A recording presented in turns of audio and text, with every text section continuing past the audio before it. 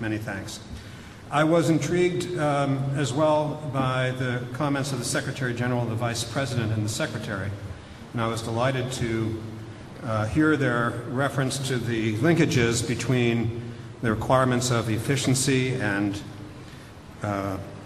equity and transparency and the information technology enterprise. These are important guiding principles that we have discovered in our work with senior executives in government there in Cambridge, Massachusetts. I want to share with you that while it is my first trip to South America, and I'm very pleased to be here and honored as well, I do follow in my father's footsteps. He did his field work for his doctoral dissertation in Guatemala in the 1940s, living in a village to examine poverty and the boundaries of class structure at the time in Guatemala, and he used that to then become a member of the faculty at Princeton University in the Department of Sociology, where he taught until 1988. In 1954, he visited Puerto Rico to conduct the first sociological analysis of Puerto Rican society called Social Class and Social Status in Puerto Rico, and it remains an icon in the literature on the sociology of that island. I was born in Puerto Rico, but then was raised in New Jersey. So I'm pleased to be here today and to take this opportunity to share with you some of the experiences and insights that we have gained up at Harvard as we take on these same challenges that I've heard spoken of so eloquently here today. So who are we, and why should anyone pay attention to what we have to say?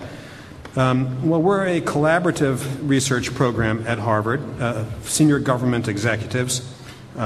We investigate ways there to help leaders to lead, whether by pushing or pulling change, where our world today demands performance, where change is critical to performance, where technology is a major element of change, and where transformation of service is both possible and essential. I'm going to spend a few minutes talking about some words that I've used here so that we're clear, that I can share, we can talk in the same language. Sometimes it gets a little, we tend to get a little fuzzy and academic, and I want to sort of unpack some of these words. But so what does it mean then to talk about accelerating the transformation of service? Well, we think it's very important to use the assets that Harvard has, which is our ability to bring government leaders together with outstanding faculty and students and a good research enterprise, to help governments move from producing at a low level of value to a higher level of value, and sometimes a much higher level. Because of the nature of our world, we don't want to take a lot of time to do this. We want to help them find breakthroughs, pathways to do so rapidly. And hence, our mission, as we understand it, is to use the assets that Harvard has given us to help accelerate and transform service for those senior members of our government, the federal government, the state government, local, as well as international governments, who are committed to delivering improved services to citizens. One of the ways that we always need to document what we do is to say, well, what does it mean to measure when we measure value? And to do that, we don't look to outputs or widgets too much. We look to outcomes. We look to effects. And we say that we create a value when we achieve more good things with the same assets, basic concept from economics, or we do a lot better by investing more. We want to extract all the value that we can from the assets that we have, as government wishes to extract all the value and should from the assets that it has. So what are some examples of this?